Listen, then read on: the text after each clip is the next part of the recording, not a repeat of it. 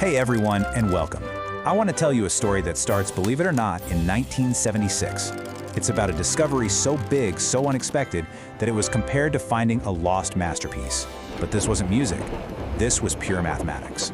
Yeah, that incredible quote was from mathematician Emma Lemmer, and she was talking about finding a dusty 100-page manuscript from one of the most brilliant and frankly mysterious minds in history, Srinivasa Ramanujan.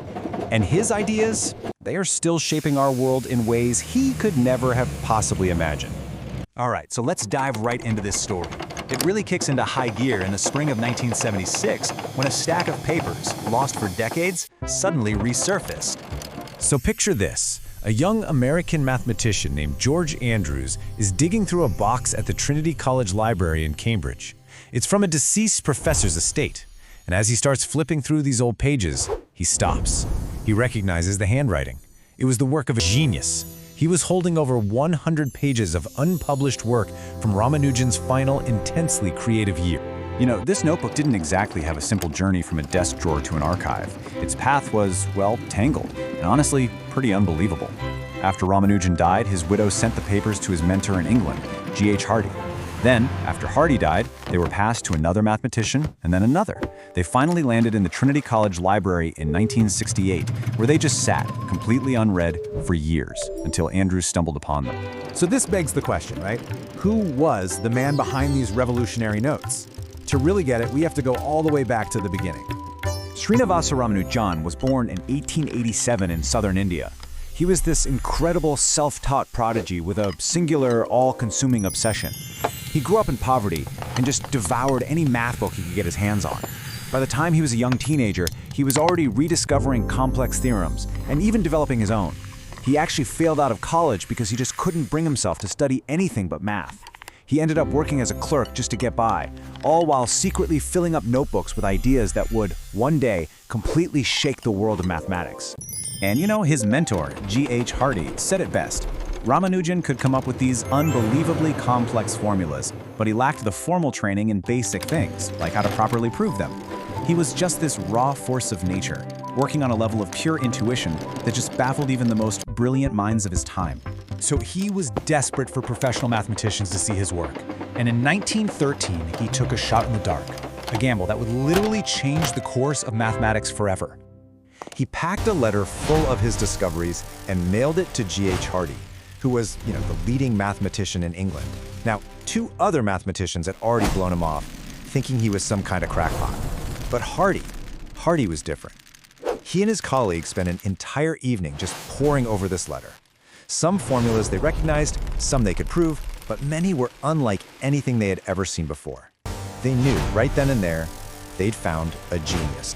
And that letter kicked off one of the most famous and frankly, most unlikely collaborations in the history of science. I mean, you could not have picked two people who were more different. Ramanujan was a devout Hindu who said his family goddess literally whispered equations to him in his dreams. Hardy was a total atheist who lived and died by cold, hard logic and rigorous proof. And yet, this partnership would change everything for both of them. So, Hardy arranges for Ramanujan to come to Cambridge, and once he's there, his genius absolutely flourishes.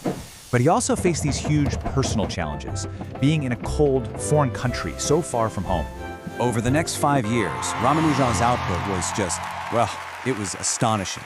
He published one groundbreaking paper after another. He was showered with the highest honors in British academia, a Fellow of the Royal Society, the first Indian Fellow of Trinity College. He had really reached the very pinnacle of the mathematical world.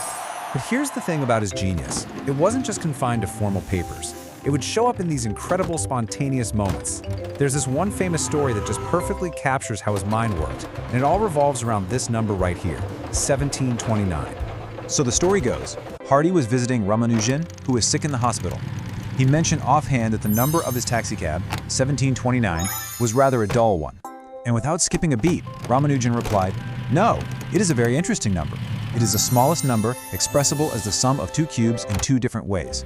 Just an incredible, spontaneous flash of pure brilliance. But despite all his triumphs, life in England was just really hard on him. He was a strict vegetarian, and during World War I, food rationing meant he suffered from malnutrition. His health just fell apart. He returned to India as a national hero in 1919, but he died only a year later. He was just 32 years old. But that is not where the story ends. Not even close. In fact, the work he did in that final year, the stuff found in that lost notebook, well, it's shaping 21st century science in the most profound ways imaginable. Okay, so let's tie this back to that lost notebook. It was filled with these ideas he called Mach theta functions.